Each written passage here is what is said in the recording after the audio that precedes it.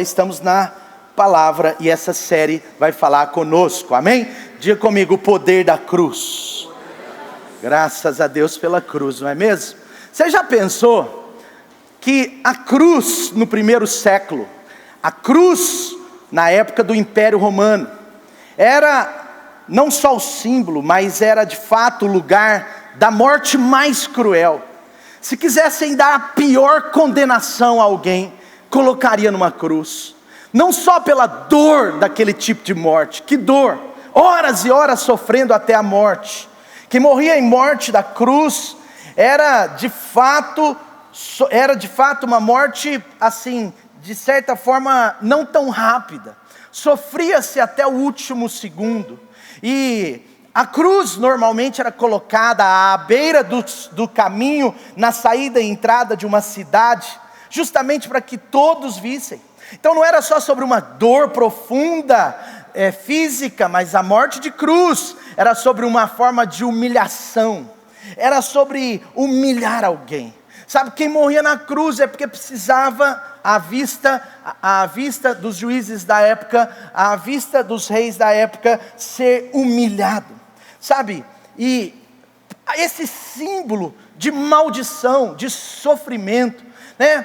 Por que tem um paradoxo para nós? Porque enquanto é um símbolo de dor, de morte, maldição, para muitos de nós, ou você que vai entender isso nessa manhã, é um símbolo de vitória. Porque o cristão usa, às vezes, a cruz, porque a cruz para nós é tão importante, porque algumas igrejas têm até nas suas laterais, na frente, atrás, lá fora, uma cruz. Porque a cruz tem esse paradoxo, que é derrota para uns, é vitória para outros. E eu quero falar sobre isso para você nessa manhã, amém? João, o evangelista, capítulo 19, versículo 25, João o Evangelho, capítulo 19, versículo 25, eu vou ler até o 30, você pode acompanhar comigo, ou você que tem uma Bíblia aí, se você tiver a Bíblia digital, prefiro que você acompanhe aqui, você não precisa usar seu celular nessa celebração, a não ser que você queira por uma razão muito importante para você, mas aqui você vai ver as projeções do texto, amém? João, capítulo 19, versículo 25, está tudo bem aí? Acho que não. Justo hoje que eu falei, né? Parece, bom, tá tudo bem, melhorou. João capítulo 19, versículo 25, diz assim, vamos lá. Perto da cruz de Jesus estavam sua mãe, a irmã dela Maria, mulher de Clopas, e Maria Madalena. Aqui são as três Marias, né? Três Marias, é nome de uma cidade, é nome das estrelas aí que você vê, é apelidado no mundo inteiro. Aqui é a história das três Marias, está aí ó, Maria, mãe de Jesus, Maria, irmã, tinha Maria demais. Maria estava bem na moda naquela época, e hoje voltou à moda, né? Como que é bonito esse nome. Mas aí ó, três Marias para você. Vamos lá, eles estavam ali perto de Jesus, né? Perto da cruz de Jesus, junto com João. Quando Jesus viu sua mãe ali, perto dela, o discípulo a quem ele amava, aqui é João, falando dele mesmo, olha que legal, né? Ele teve o privilégio, o prazer e a oportunidade de escrever sobre ele mesmo, ele não é bobo, ele não escreveu assim, o discípulo mais feio de Jesus, ele escreveria assim, o discípulo mais bonito de Jesus, né? Mas aqui ele escreveu, o discípulo a quem Jesus amava, pela sua intimidade, por ele estar perto de Jesus. E a propósito, João foi o único discípulo que não o abandonou no momento da cruz, foi o único discípulo que ficou, dos 12, né? O único que ficou ali até o fim, né? E por isso também ele está dando esse destaque. Versículo 27, e ao discípulo, aí está sua mãe. Daquela hora em diante o discípulo a levou para casa. Mais tarde, sabendo então que tudo estava concluído para que a escritura se cumprisse, Jesus disse, eu tenho sede. Agora Jesus está vendo que completou, acabou, seu projeto aqui na terra, terminou aqui para esse momento, o projeto de Deus, projeto eterno de Deus, na manifestação do Filho Jesus na cruz estava concluído. E aí ele pede água, fala, olha, eu estou com sede, me dá uma água. Provavelmente ele queria água. Estava ali uma vasilha cheia de vinagre, versículo 28, 29, e então embebedaram uma esponja nela, colocaram a esponja na ponta de um caniço de isopo, e ergueram até os lábios de Jesus. Tendo-o provado, Jesus disse: está consumado. Com isso, curvou a cabeça e entregou o Espírito. Vamos ler o versículo 30 juntos, todos? Vamos ler? Vamos lá? Tendo-o provado, Jesus disse: está consumado. Com isso, curvou a cabeça e entregou o Espírito. Queridos, nessas próximas 3 semanas até a Páscoa, nós vamos falar dessa jornada do poder da cruz. Para nós, a Páscoa não é um feriado simplesmente. Para nós, a Páscoa é algo muito importante. Todo cristão ao redor da terra precisa entender o que é a Páscoa para nós. Ainda que a Páscoa não exista só para os cristãos, também para o povo judeu, mas o significado é de certa forma parecido, porque é sobre a libertação, é sobre o que Jesus fez na cruz no nosso caso. Então, sabe, é uma ótima estação, preste atenção, é uma ótima estação, são domingos excelentes para nós convidarmos as pessoas que talvez estejam desligadas, desconectadas de Jesus, desligadas da cruz, pessoas que talvez, como eu e você, precisam se aproximar da cruz de Jesus, sabe? Então, para nós, a Páscoa, ela é muito importante. Páscoa é ressurreição. Páscoa é ressurreição. Daqui 3 domingos nós vamos viver o dia da ressurreição. Mas, antes da ressurreição acontecer, a morte aconteceu. Antes da ressurreição, a cruz aconteceu. Antes de Jesus ressuscitar no 3º dia, no domingo, antes de Jesus ressuscitar, Jesus morreu numa cruz, Jesus enfrentou uma jornada, Jesus enfrentou um caminho. Portanto, antes da gente celebrar a ressurreição, a gente precisa entender sobre a morte de Jesus, a gente precisa olhar para a cruz com um olhar que Deus quer que olhemos, a gente precisa entender o poder da cruz para nós. Agora, a cruz que para nós não é apenas um símbolo, é lógico, mas é interessante, porque, como eu disse na introdução, de todos os objetos, que a gente eventualmente liga ao Evangelho, o peixinho, alguns põem no carro um adesivo, uma pomba, que representa o Espírito Santo, são representações, mas de todos esses objetos, a cruz é o único objeto que tem esse paradoxo. A cruz era a morte pior que existia, era símbolo de maldição, símbolo de sofrimento. Mas sabe de uma coisa? Eu não sei, mas você pode perceber como nós, eu não sei se você já percebeu, se você já entendeu isso, mas eu queria que você entendesse por que nós valorizamos a cruz. Por que nós utilizamos a cruz como um instrumento de vitória, ainda que naquela época fosse um objeto que apontasse a derrota. A cruz, querido, ela é um símbolo, ela é não só um símbolo, mas ela é crucial para nós. Crucial. A propósito, a palavra cruz, na sua etimologia latina, ela vem de crucial. Ela vem de algo que não pode faltar. Na cabeça dos romanos, a cruz era crucial para levar aqueles criminosos à morte sofrida, à morte humilhada. Mas na cabeça do nosso Pai do céu, na cabeça de Deus o Pai, a cruz é crucial para o perdão dos nossos pecados. A cruz, ela é essencial para você que quer alcançar a eternidade. Sem a cruz, a nossa fé é só um entretenimento. Sem a cruz, a nossa fé, ela é inoperante. Sem a cruz, eu e você estaríamos espiritualmente mortos. Portanto, levante suas mãos, diga assim comigo: louvado seja Deus pela cruz de Jesus. Amém? Louvado seja Deus pela cruz de Jesus. Porque para nós a cruz não foi nem poderosa para matar Jesus, não foi poderosa para Jesus morrer, porque a cruz não matou, ele se entregou na forma de cruz, mas na verdade a cruz não foi poderosa para Jesus morrer, mas a cruz foi poderosa para a gente viver. Sabe, a gente precisa começar a entender um pouco mais nessa manhã. A cruz é a misericórdia de Deus, a cruz é a entrega do Filho de Deus, a cruz é onde nós encontramos recebemos graça e misericórdia da parte de Deus por nós. A cruz é o caminho da sua e da minha salvação. É na cruz que os nossos pecados foram deixados. Você precisa nessa manhã encher o seu coração, à medida dessa palavra, para encher o seu coração de gratidão pela cruz de Jesus. Você vai sair daqui tão grato, entendendo tanto. Você vai sair daqui entendendo o porquê da cruz, como eu e você precisamos dela, como ela é poderosa. Sabe, eu quero que você nessa manhã, pela graça, pela misericórdia de Deus, que o Espírito fale muito com você, que Deus fale ao seu coração, porque a cruz para nós é um instrumento de vitória, não só um objeto, mas de fato a cruz é a vitória de todo cristão de verdade. Agora, por que a cruz é vitória para nós? Por que ela é tão poderosa? Primeira observação desse texto, está no versículo 30, diz assim: Jesus, quando ele viu que a obra tinha sido concluída de acordo com o seu propósito, de acordo com a palavra, de acordo com a escritura, ele vê que acabou. Jesus disse: está consumado. Aqui eu quero trazer o primeiro ponto para o seu coração: está consumado.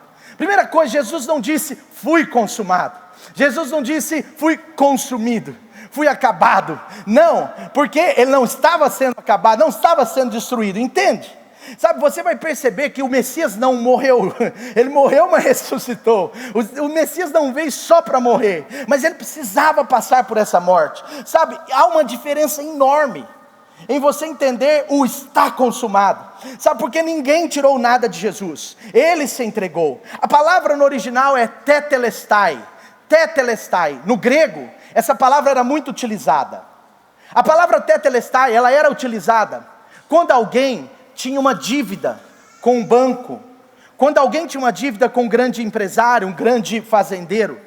Quando alguém tinha uma grande dívida, a pessoa ia pagando essa dívida ao longo dos dias, dos anos, e no final, quando tudo estava pago, quando ela dava o último pagamento, a última parcela, havia um carimbo grandão, escrito no grego tetelestai, que era está pago, está concluído, a dívida está rasgada. Sabe, essa palavra também ela era utilizada pelos artesãos, porque uma obra, na época, uma grande obra, demorava-se às vezes anos para terminar uma obra, e um artesão começava a obra, e quando terminava, ele chamava os seus aprovadores, e quando os aprovadores vinham ver a obra, e eles concluíam que a obra estava plena, concluída, completa, sabe o que eles faziam? Tetelestai, a obra está completa, a obra está terminada. Quantos estão entendendo?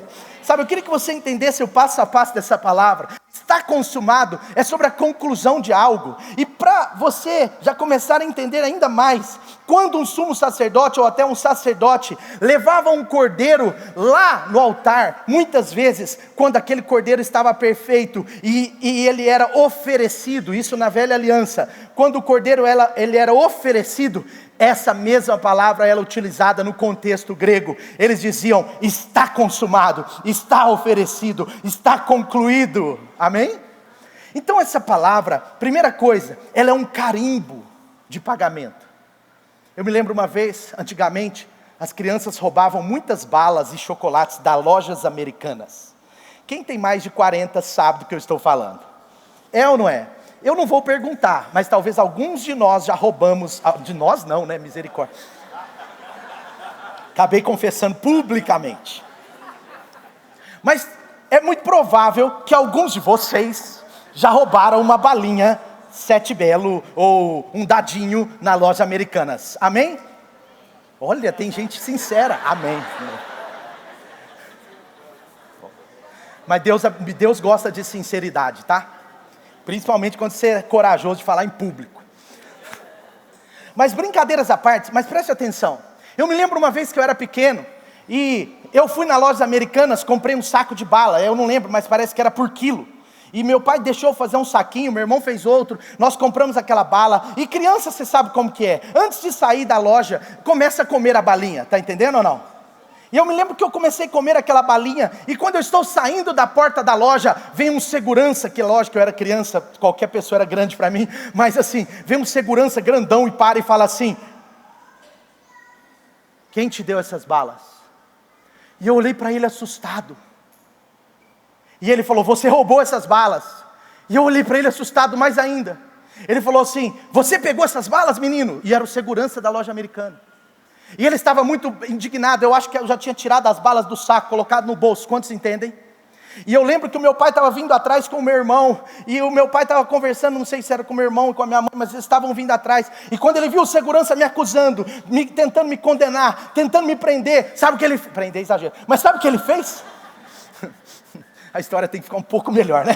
Mas sabe o que ele fez, gente? Sabe o que ele fez? Meu pai chegou e tirou um negócio do bolso, tirou um recibo, e ele mostrou que estava pago, aquela bala já estava paga, eu não devia nada. Sabe por quê? Porque o meu pai já tinha pago para mim. Tetelestai, está pago. E aquele segurança tirou as mãos de mim, decidiu não me prender mais. E ele agora virou as costas e saiu. Sabe, isso é tetelestai. É quando você tem um recibo do pagamento do que Jesus fez para você. E esse segurança é como o diabo. Ele vem atrás de você, só um exemplo. E ele vem atrás de você. E ele fica querendo saber o que você fez no verão passado. Ele fica querendo saber o que você fez ontem. Ele fica jogando na sua cara para te fazer acusado, culpado, para te fazer condenado. Mas sabe o que acontece? Você precisa olhar para o recibo. Tetelestai é o recibo de Jesus, quando ele conquistou na cruz o pecado dessa humanidade, o pecado dele ontem, do mês passado, do verão passado, está pago. Olha o recibo aqui, o recibo está aqui, está pago. Amém? Então sabe de uma coisa? Mesmo que o diabo fale no seu ouvido, tente tirar a sua paz. A ideia do inimigo é tentar condenar você no seu coração, mas a ideia de Deus é te fazer convicto do perdão que Ele pagou, do perdão que Ele conquistou. Jesus vai vir, vai te lembrar: ei, eu já paguei tudo, confere aí. Eu desci à terra, eu me tornei homem, eu não pequei, eu me entreguei ao plano de Deus, o nosso plano na eternidade. Eu me entreguei naquela cruz, eu sofri chicotadas, eu derramei meu sangue, e está aqui o recibo, está pago, está consumado. A cruz de Jesus é que fez Jesus nascer dentro de nós, é a oportunidade para Ele nascer, é o lugar que a coisa vai funcionar. Portanto, apesar da cruz parecer uma derrota para alguns, apesar da cruz ser um problema para quem não tem revelação do poder dela, para nós a cruz é o pagamento concluído. Já está pago, já está pago. E é lógico, eu não estou falando sobre um direito de pecar, mas é uma vitória espiritual, é a vitória sobre o pecado, é a vitória do sacrifício de Jesus. Amém? Mas sabe por que eu estou falando isso? Porque nem todos têm a revelação da obra de Jesus. Sabe, tem muita gente que tem revelação de que Deus é bom, tem revelação de que Jesus morreu na cruz assim numa forma bem superficial, né? Tem muita gente que faz as coisas para Deus com o coração assim, de fazer mesmo para Deus. Mas sabe qual é o problema? Às vezes nós queremos agradar a Deus para conquistar o perdão. Às vezes a gente quer compensar os pecados de ontem com uma coisa certa hoje. E às vezes o problema não é fazer a coisa certa, é a motivação que eu estou fazendo. Porque se eu estiver fazendo a coisa certa, em virtude de pagar o que já está pago, eu estou tentando pagar algo que não tem sentido. Não tem sentido. É como se naquele dia o guarda me falasse: cadê, você roubou? E eu olhasse para ele e falasse: tá, eu vou lá e vou pagar de novo. Só que eu não tinha dinheiro. Eu não ia conseguir. Sabe por quê? O impagável para nós já foi pago por Jesus. Já está pago. É tetelestai. Agora, outra coisa importante para você entender é que quando Jesus disse está consumado, quando Jesus disse tetelestai, quando Jesus está ali na cruz no seu último respiro como homem, dizendo acabou, concluído, o projeto foi concluído, ele estava dizendo também, preste atenção, que a sua jornada terrena, sacrificial, ter descido do céu, habitado aqui no meio do homem. Pensa, um Deus se tornando homem. O Evangelho de João no capítulo 1 diz que Ele, que era a palavra, que era o próprio Deus, desce, se torna homem, por amor a mim e a você. Sabe de uma coisa? Jesus estava dizendo que o que Ele começou, Ele agora estava terminando. A verdade, eu vou falar sobre mim, mas a verdade é que muitas vezes nós somos muito bons para começar as coisas e nem sempre para terminá-las. Na minha casa eu devo ter uns 300 livros e eu amo ler. Principalmente depois que o Davi veio, eu diminuí minha leitura pela metade. Mas eu amo ler. E talvez dos 300, 400 livros que eu tenho lá em casa, é tão impressionante porque tem alguns que eu não li, tudo bem, não é o problema dessa hora que eu quero dizer para você. Mas sabe de uma coisa? Tem mais de 100 livros que eu já li. Está lá, está lido, grifado. Às vezes eu faço um resumo, às vezes eu pego um insight para uma palavra e está lá. Mas o mais interessante é que devem ter 30, 40 livros que está marcado no primeiro capítulo, no segundo capítulo, ou no máximo no terceiro capítulo. Que eu comecei e não terminei. E talvez o seu caso pode não ser livro, mas pode ser a dieta da segunda-feira. 83% das pessoas que começam a dieta da segunda-feira terminam no máximo em uma semana. Você começa na segunda, termina na terça. No Brasil, 53 ou 54% das pessoas que começam faculdade param no meio, não concluem. Nas particulares, esse número chega a ser 63, 64%. Sabe, a gente é muito bom para começar, mas nem sempre para concluir. Talvez você começou uma caminhada com Jesus um dia, e não concluiu, e não terminou, e não permaneceu. Mas Jesus te trouxe aqui nessa manhã, porque Ele quer restaurar, não só o começo, mas o meio e o fim da sua história. Está entendendo? Muitas pessoas começam um relacionamento e não terminam. Muitas pessoas escrevem sonhos. Nos meus papéis de Word, tem pelo menos uns 15 projetos, não só para a Light, mas para a minha família, que estão só no Word, que estão só escritos, que ainda não foram materializados. Sabe por quê? Porque muitas vezes nós começamos sonhando, mas não concluímos executando. Nós começamos bem, mas paramos no início, e Jesus trouxe você aqui também para te ensinar que com Ele existe tetelestai, a obra que Jesus começou na sua vida, Ele vai terminar, Ele vai concluir, está consumado. Eu não só começo, eu mantenho, eu fortaleço e eu concluo. Qual é a boa obra de Jesus na sua vida que está parada? E hoje de manhã, Jesus está mexendo com o seu coração, para você avançar, para você concluir através dele. Sabe por quê? Nós somos humanos, nós somos falhos, nós sofremos com as pressões e abandonamos projetos de Deus por causa das pressões humanas, pressões de um lado, pressões do outro, pressões de cima, pressões de trás, pressões na frente. A pressão nos paralisa, mas a pressão não paralisou Jesus. Ele foi pressionado em todo o tempo, espiritualmente, emocionalmente, fisicamente, mas Ele foi até o fim. Jesus é o nosso modelo, está consumado. Qual é a área da sua vida que as pressões te tiraram do fim? Qual é a área da sua vida que parou? Será que o seu casamento está paralisado porque você não está fazendo o que tinha que fazer? Será que tem um relacionamento que você começou e parou e Deus quer que você continue? Será que tem uma empresa? Será que tem algo na sua vida? Mas principalmente eu quero te dizer, a sua vida com Jesus é imparável. Jesus não vai virar para você e dizer, para aí meu filho, pelo contrário, Jesus é o início, o meio e o fim. Ele está dizendo, filho, eu vou concluir na sua vida. A jornada será completa. A jornada será completa na sua vida. Alguns estão acreditando, mas eu gostaria que todos dissessem amém. Sabe por quê? Porque é sobre o que Jesus está construindo, é sobre o que Ele está fazendo.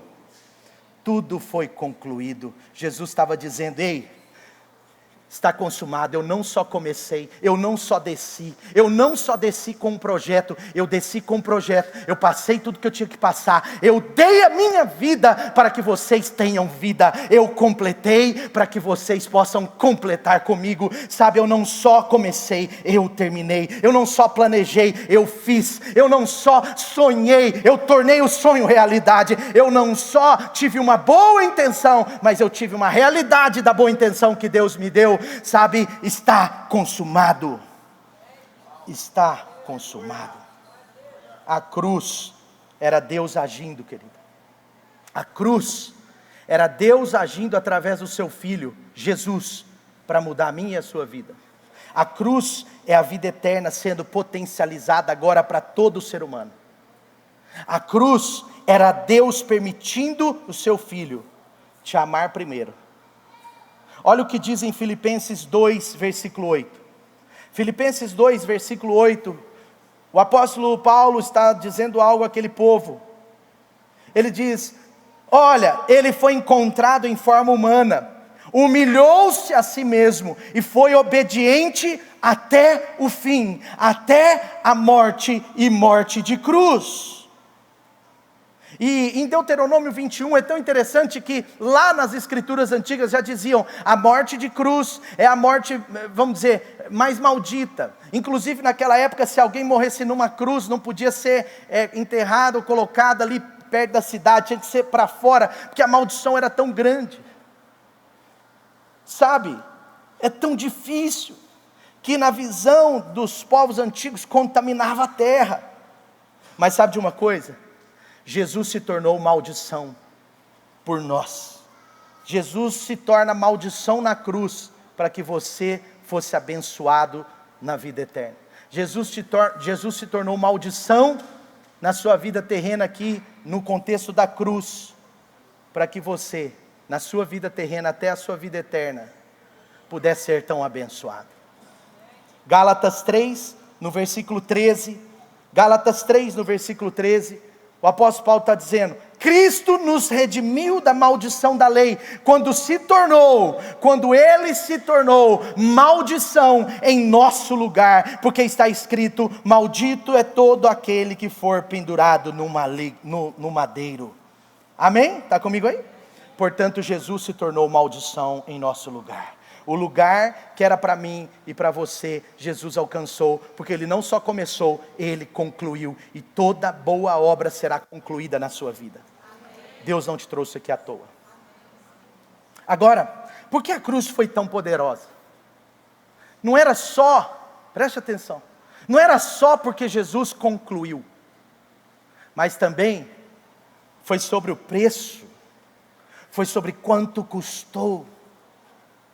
Sabe, nós na igreja temos um costume de dizer: a salvação é de graça, a salvação não custou nada. A gente não percebe, mas a gente está dizendo algo perigoso. Diga comigo assim: é de graça, mas custou muito caro. É de graça, mas custou caro. A segunda coisa que eu quero trazer para o seu coração é sobre o que Jesus fez. Eu não sei se você é como um brasileiro médio. O brasileiro médio gosta de um trem de graça. Vai no supermercado e olha a fila da degustação do novo pão de queijo. O cara acabou de sair da casa dele, comeu o pão de queijo até entupir, mas chegou no supermercado, é de graça, ele entra na fila. É ou não é? Sim ou não? Amém? Sinceridade, igreja maravilhosa. Sabe de uma coisa? Todo mundo quer um negócio de graça. Você já ganhou um presente? Preste atenção. Você já ganhou um presente que você gostou, admirou muito aquele presente? Preste atenção aqui. Você já ganhou um presente que você admirou muito, gostou muito? E aí não serviu? Aí você foi trocar e descobriu tanto que foi caro. Ou mesmo se você não teve que trocar, mas você já sabia o preço. Quantos já receberam um presente caro? Sim ou não? Quanto custou para você? Quanto custou para você? Nada. Gente, eu ganhei uma camisa no meu aniversário ano passado. Uma camisa até assim, aparentemente simples. E foi interessante que eu e a Dani fomos no shopping trocar a camisa, porque não serviu. A pessoa aplicou fé, me deu M. Aí eu fui trocar a camisa. E eu achei a loja, eu nunca tinha comprado naquela loja, era uma loja um pouquinho acima. E aí, eu fui na loja, eu e a Dani, fomos trocar a camisa, e aí cheguei lá, eu falei, não serviu, aí não tinha aquele tamanho G, né? Não tinha. Aí a moça falou assim: pode escolher outra coisa. Eu falei, ok, mas quanto que eu tenho aí? Ela falou assim: essa camisa é 599. Eu falei assim, não, é aquela ali, né? Que eu entreguei. O senhor tem 599. Eu olhei para Dani e falei, yes. Mas sabe de uma coisa? Não adiantou nada. Porque a camiseta normal na loja era 400. Entende? Não adiantou nada na minha cabeça. Mas eu fui lá e troquei por uma camiseta. Troquei por um sapato. Um sapato, aleluia. Mas sabe de uma coisa? Sabe por que eu estou contando essa história? Porque eu achei que era um presente comum. Eu achei que era assim, de graça para mim, para ele custou barato. Mas sabe o que eu descobri? Era de graça para mim, mas custou muito caro. Quem me deu pagou caro. Quem me deu sacrificou. Quantos estão entendendo o que estou dizendo? Eu estou falando sobre o preço da cruz. Sabe, quando você ganha um presente, se admira, olha, o presente é caro, mas não é, o presente foi de graça para você, mas não é de graça. Ele custou. Sabe, o meu filho Davi é tão interessante porque agora ele está aprendendo um pouquinho sobre o valor das coisas. E ele gosta de ir no parquinho, no shopping, aqueles que tem um monte de brinquedinho, que tem um sapinho que fica matando assim, ó. Aí saem uns selinhos, aí eu vou e mato um sapinho para ele também, sabe? E a gente brinca junto. É um parque no shopping que é tipo brinquedos eletrônicos, né? Eu sei que você sabe, eu já encontrei até alguns irmãos lá, mas sabe de uma coisa? Eu vou lá e eu abasteço um cartão para ele com X reais, e eu vou passando na máquina. E um dia ele virou e falou assim para mim, papai, mais papai, mais papai. Eu falei, não filho, acabou. Aí ele, papai, mais. Eu falei, não filho, eu não vou pôr mais porque tem que pagar. Aí ele, não papai, é de graça, ó, é de graça. Eu falei, meu filho, é de graça para você, eu paguei. Aí ele ficou olhando para mim, eu falei, filho, eu fui lá, paguei, fui tentando explicar para ele, igual no supermercado, que a gente paga a comida, lembra? Aí ele ficou olhando assim, ó, para mim. Aí esse dia eu fiquei com tanta dó dele, fui lá, coloquei mais alguns reais, e ele brincou mais 2 brinquedos, ok. Passaram-se muitos dias, a gente voltou lá. E aí ele estava todo animado, acabou o crédito do cartão, ele vira para mim e ele muda a postura. Agora ele fala assim, ô papai, papai, eu amo brincar aqui. Eu falei, que legal filho, que bom. Ele falou assim, papai, mais. Aí eu falei, filho, mas não é de graça, o papai tem que comprar. Ele falou, eu sei. E apontou o caixa. Mas está vendo? Preste atenção, sabe o que eu quero mostrar? Quando a gente acha que é de graça e custou barato, a gente tem uma postura. Mas quando a gente acha que é de graça para nós, mas é caro para quem pagou, a gente muda a nossa postura. O Davi olha para mim agora dizendo, eu preciso desse cara.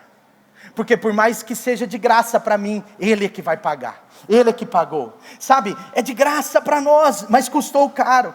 E é assim em relação à salvação em Cristo Jesus. É pela graça de Deus, é gratuito para você, mas Jesus pagou um preço muito alto. Jesus pagou com a sua vida, Jesus pagou morrendo na cruz. Ele não morreu por morte que alguém planejou, mas Ele se entregou. Sabe, dá uma aparência, se você ler a história sem revelação, que estava tudo sendo planejado. Não, estava tudo sendo planejado pelo próprio Deus. Jesus vira no Getsemane e fala, Senhor, se possível, afasta de mim esse cálice, mas não seja feita a minha vontade, mas a sua. E Deus fala, sim, eu vou concluir a minha obra. Daqui umas horas, daqui uns momentos, você vai dizer, está concluído. Aguenta firme, meu filho, aguenta firme, porque você foi projetado na terra para salvar toda a humanidade.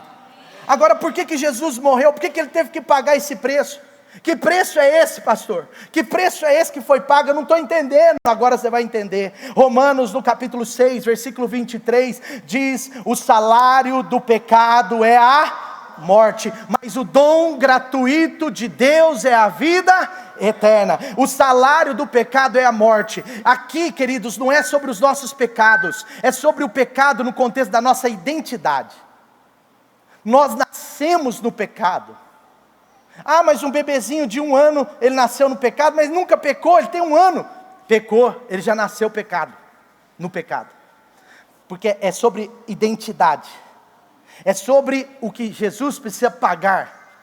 E eu vou explicar isso mais à frente, você vai entender. Mas por que Jesus morreu? Jesus morreu porque os seus e os meus, o meu e o seu pecado, estava nos condenando. Estava nos colocando à morte. Então o pecado, nesse contexto aqui, é uma posição, é uma identidade. E por causa disso nós tínhamos uma dívida impagável, e Jesus vem e fala: eu vou pagar para você. Por que esse pecado, pastor? Eu vou te explicar daqui a pouco melhor, mas é porque lá na criação, o homem pecou. Lá na criação, Adão e Eva, eles pecaram de forma direta contra Deus. E agora precisava que Deus, no plano eterno dele, enviasse Jesus como um cordeiro santo, como alguém puro, como alguém que vem como um presente para ser entregue. E ele não podia vir para aconselhar, ele não podia vir para orientar, ele não podia vir para dar um discurso, ele tinha que vir para ser a vida entregue. Eu vou explicar melhor, mas para você começar a entender. É a história da galinha e do porco. O fazendeiro estava lá perto da galinha e do porco, o porco e a galinha andando juntos, né? E aí de repente o fazendeiro abriu o coração para o porco e para a galinha. Ele falou assim: olha, eu estou com dificuldades financeiras, a fazenda está muito difícil, ganhar dinheiro, eu vou ter que pensar em abrir um outro negócio. E aí vem a galinha cheia da ideia. E aí vem a galinha cheia das ideias e fala assim: tive uma ideia, senhor fazendeiro. O fazendeiro olha para a galinha e fala: pois não. O porco para de fazer os movimentos e olha também. Aí a galinha falou assim: vamos abrir um restaurante, tem tantos animais aqui na fazenda, tem tanta agricultura, vamos abrir um restaurante. E o fazendeiro falou assim: ótima ideia, galinha. E a galinha falou assim, e o fazendeiro falou assim: mas como que vai chamar nosso restaurante? Aí a galinha pensou, olhou para o porquinho e falou assim: ovo e bacon. Como? Ovo e bacon. Aí o porquinho começou a ficar indignado: ovo e bacon? Que negócio é esse? Aí o fazendeiro falou: gostei do nome. Aí o porquinho falou: eu não gostei do nome não, e eu não quero que abra um restaurante não. Aí o fazendeiro falou: por que, porquinho? O porquinho falou assim: porque para ela dar um ovo é se envolver com o seu restaurante, mas para eu dar o bacon é dar a minha vida. Sabe, Jesus não veio para envolver com a sua vida. Jesus não quer você envolvido com Ele. Jesus não veio para te abençoar no domingo. Jesus não veio para você estar com Ele no domingo, só no domingo. Jesus não quer o seu envolvimento. Jesus quer o seu coração, porque Ele deu a sua vida. Ele não veio para se envolver, Ele não veio para dar um conselho, Ele não veio para dar só uma orientação, Ele não veio só para comer ali uma comidinha, dar uns ajustes nos discípulos. Não, Jesus, Ele deu a sua vida, Ele pagou um alto preço, Ele se entregou. Isso custou caro, isso não foi fácil, porque Jesus se comprometeu com a salvação da humanidade. Jesus nunca vai te abandonar, Jesus nunca estará longe de você. Ele deu a sua vida e Ele está para sempre conosco. Jesus vai terminar toda boa obra que começou no seu coração. Agora está começando a entender? Quantos estão entendendo essa palavra? Levante suas mãos, feche seus olhos, diga assim: obrigado, Jesus, pelo preço altíssimo que foi pago. Amém. Queridos, o salário, o preço é a consequência, é a dívida que tínhamos. Mas o dom gratuito de Deus é o que Jesus fez para que você tivesse a vida eterna. É o presente de Deus em Jesus. Sabe, por isso a cruz era para ser um instrumento de desgraça, e ela se torna um instrumento de fé, de graça, de misericórdia, de vitória para os que creem. Amém? E o profeta João Batista foi preciso, ele disse assim: eis o Cordeiro de Deus, que tira o pecado do mundo. Por isso o apóstolo Paulo fala assim, aquele que não conheceu o pecado, se tornou pecado por nós. Se tornou por nós. Ou seja, queridos, você pega esse texto e ele fala depois no final assim: para que fôssemos feitos justiça de Deus. Ou seja, para que eu e você nos tornemos justos diante de Deus. O próprio Deus, cheio de amor, nos amou tanto, que Ele enviou o seu único Filho, Jesus, para a redenção dos nossos pecados. pela sua redenção, pela sua vida. Amém? Diga comigo assim: está consumado? Primeiro, amém? Está consumado. Ele concluiu. Segundo, é de graça? Vamos dizer de novo? É de graça? Custou caro. Jesus pagou um alto preço. Amém? Está consumado. Por que eu estou falando isso? Porque nós temos que tomar muito cuidado. Muito cuidado, porque a teologia da graça é tão desafiadora. Porque existe uma turminha que quer anulá-la com legalismos. Existe uma turma que é biblicamente incorreta, que quer anular a graça, dizendo que quando você peca, anula a graça, quando você peca, você perde a salvação. Tem muita besteira por aí. Mas existe uma outra turminha também, que quer fazer da graça uma plataforma de pecado, de libertinagem.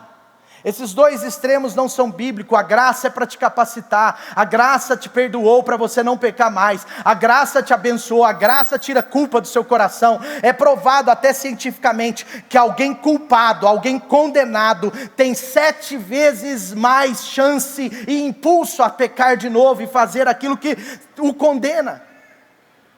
Por isso, até no contexto, até de certa forma, no contexto da criminalidade, qualquer um que é policial ou trabalha na área de segurança pública, ou algum sociólogo nesse auditório, vai saber que a maioria dos crimes são praticados por pessoas que antes já praticaram outros. E principalmente por pessoas liberadas pela justiça.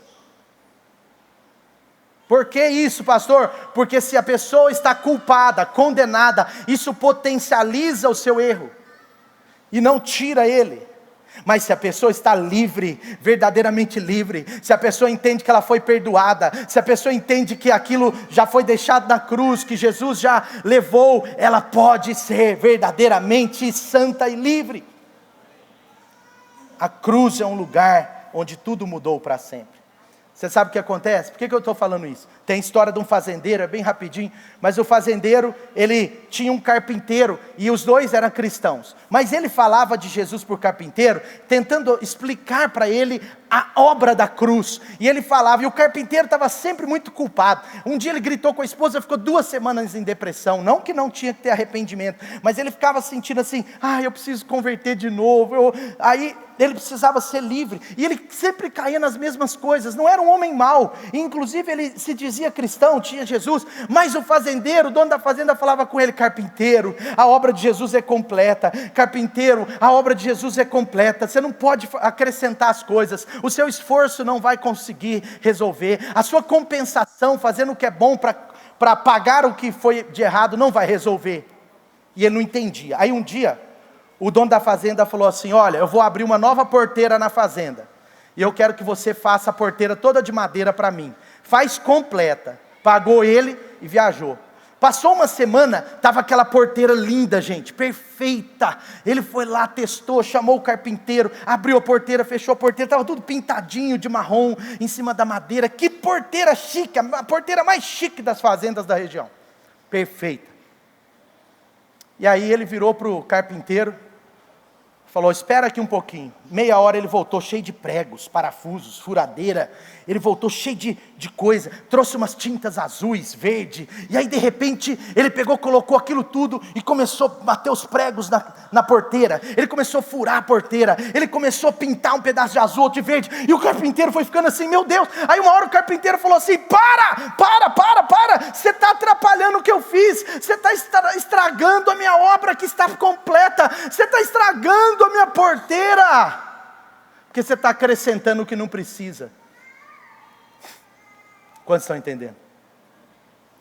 É profundo, porque às vezes a gente quer viver essa teologia, de ficar acrescentando o que não precisa, de ficar tratando a cruz com esforço, mas a palavra de Deus é clara, está consumado. Está feito. Sabe, o que tinha que ser feito já foi. O Evangelho é Cristo, o Evangelho é Jesus, o Evangelho é crer e ser salvo. O Evangelho não é por obras, o Evangelho não é por nada disso, não é pelo meu esforço, não é pelo seu esforço. Jesus não foi só homem, não era apenas só homem. Jesus é Deus, é o Filho de Deus. Ele comprou por um alto preço e ele disse, basta, a minha graça é suficiente para você. Amém? Bom, mas deixa eu ir para o último ponto. Por que a cruz é tão poderosa? Eu não ouvi vocês falando Por que a cruz é tão poderosa? Primeiro, está consumado. Segundo, terceiro e último. A cruz de Jesus é a ponte entre o céu e a terra. É a ponte. Existe um quadro do Michelangelo, muito famoso.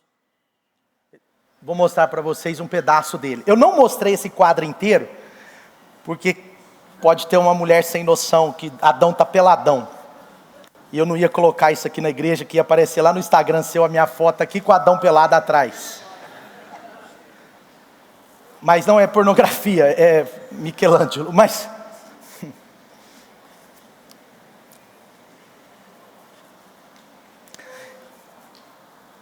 quantos já viram esse quadro aqui grande, essa figura? Todo mundo que já estudou minimamente sabe. Michelangelo. Aí ó, já está dando tititi. Se fosse pelado, vocês não iam deixar eu pregar mais. Não olha no Google não, para. Gente, é brincadeira, mas sabe o que significa esse quadro? É a mão de Deus tentando alcançar a mão do homem. E esse quadro de Michelangelo, que aponta lá na criação, como Deus, sabe, ele é tão interessante porque ele tem uma conotação importante no contexto dessa palavra. A melhor interpretação desse quadro é o dedo de Deus tentando alcançar um homem caído.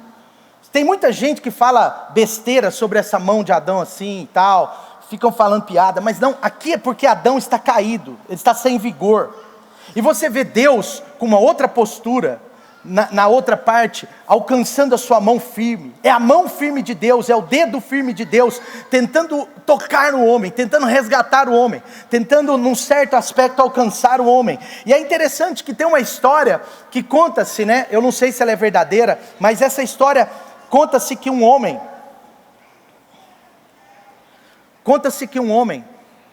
que era artesão na Itália, no século 20 ou 19, tentou fazer uma arte igual.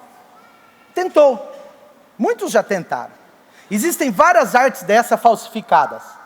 Mas esse homem tentou fazer uma arte igual. E aí, um entendedor, que era inclusive um pastor europeu, ele olhou para essa arte e ele falou, tem alguma coisa errada.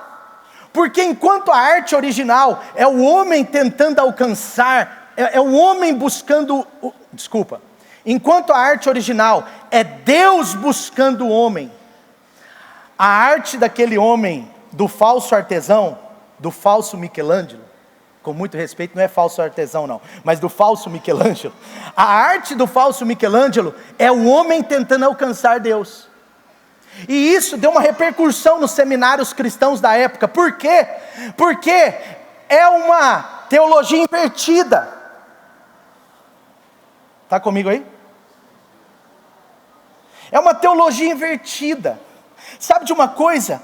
Quando a gente pensa no homem tentando alcançar a Deus, o homem tentando a salvação, o homem tentando por formas humanas, é uma teologia invertida, mas muitas vezes é como a gente pensa, e muitas pessoas ainda não foram salvas por Jesus por isso. Por quê? Preste atenção, as pessoas estão tentando alcançar a Deus, o homem não alcança a Deus, entende? O homem não vai alcançar o inalcançável, porque Jesus já alcançou, mas sabe, muitas vezes o homem fica tentando alcançar a Deus por bons comportamentos.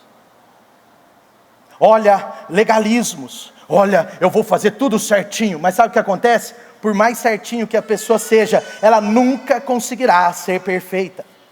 E ela fica tentando, às vezes o homem fica tentando alcançar a salvação, pelas boas obras. Quer fazer caridade, quer fazer filantropia, quer fazer todas essas coisas que realmente são boas, mas não são o caminho da salvação. A palavra de Deus diz que a salvação não é por obras. Ninguém alcança Deus por obras. Você pode doar 1000 cestas básicas por mês. Você pode fazer visitas nos hospitais. Você pode fazer visita nas prisões. Que bom, faz mesmo, amém. Mas isso não vai trazer salvação para você, se Jesus não estiver nessa história do seu coração.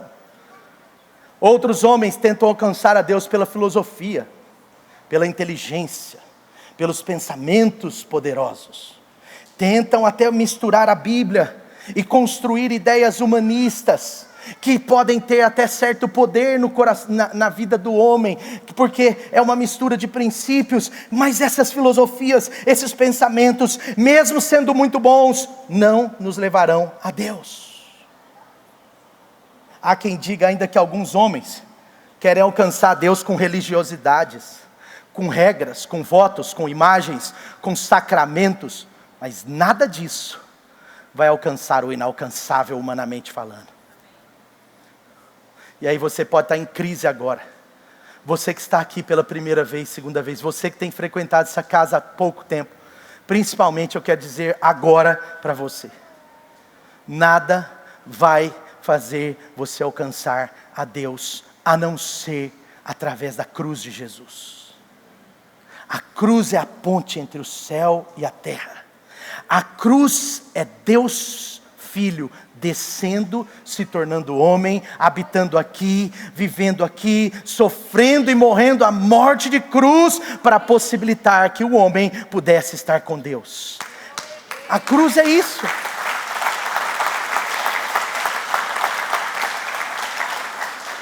Então nenhum desses caminhos que eu falei leva o homem à salvação, mas Deus nos alcançou. Sabe, Deus nos amou primeiro. O apóstolo João, na sua primeira carta, no versículo 9 do capítulo 4, ele diz: Deus nos amou primeiro. Ele diz: nós amamos porque Ele nos amou primeiro. Na verdade, queridos, é uma forma de expressar a própria humanidade. Sabe, na verdade, na verdade, essa figura aqui é a forma de expressar a própria humanidade. É o que acontece hoje, preste atenção, é o que acontece hoje. Aqui é a própria humanidade, é Deus tentando tocar o homem, é Deus preparando tudo para o homem. Mas enquanto não houver essa liga, não tem salvação. E como que nós fazemos essa liga? Pela cruz de Jesus. Sem a cruz não tem liga, porque o homem está separado de Deus. O homem está separado de Deus pelo pecado. O homem está separado de Deus pelo que já aconteceu. O homem nasce separado de Deus. Sabe, a resposta de Deus é precisa, ela é cirúrgica, ela é pontual, ela é completa. Deus enviou o seu Filho Jesus para reconectar os filhos de Adão a Deus. 1 João 4:9. Foi assim que Deus manifestou o seu amor. Ele enviou o seu Filho unigênito ao mundo, Jesus, para que pudéssemos viver por meio dele. Nisto consiste o amor, não em que nós tenhamos amado a Deus, mas é que Ele nos amou e enviou o seu Filho como propiciação pelos nossos pecados. Deus enviou o seu único Filho Jesus para salvar a terra. Em outras palavras, Deus desceu do céu para você poder subir aos céus. Deus desceu do céu, Jesus desceu. Portanto, o que é a cruz de Jesus? A cruz, queridos, preste atenção, porque isso fecha com uma chave de ouro. A cruz é a resposta de Deus para religar. Eu devia ter pedido a Iá para fazer um negocinho assim, A cruz é a resposta de Deus. Sabe o que acontece? Se isso fosse colocado mais distante, a cruz de Jesus é como se uma mão de Jesus pegasse em Deus e a outra mão nos filhos de Adão. É como se uma mão de Jesus pegasse em Deus e a outra mão em nós. É como se uma mão de Jesus estivesse no céu e a outra na terra. A cruz é a ponte. A cruz é a ponte que você precisa. A cruz é a ponte exclusiva para a salvação. A cruz é o único caminho. Jesus disse: eu sou o caminho, a verdade e a vida, e ninguém vem ao Pai a não ser por mim. Ele estava garantindo que Ele era a ponte, Ele estava construindo a jornada até a cruz, e na cruz Ele disse: completei, concluí, está terminado. Agora eles serão salvos. Agora não tem nada que os impeça mais. Agora não é mais comportamento, legalismo, regras nesse sentido. Agora é a salvação pela fé. Agora eu posso dizer: todo aquele que crê com seu coração e confessa com a sua boca que Jesus Cristo é o Senhor será salvo. Aquele que invocar o nome do Senhor será salvo. A salvação é pela graça, é pela fé. Já está pago, já está pago, já está pago, já está concluído. E se você crê nessa manhã que Jesus é o Filho de Deus, eu quero te dizer, se você nessa manhã crê que Jesus Cristo é o Filho de Deus, eu quero te dizer, preste atenção, que Jesus vai te pegar numa mão, e a outra mão dele já está com o Pai. Ele está religando. Fica de pé no seu lugar.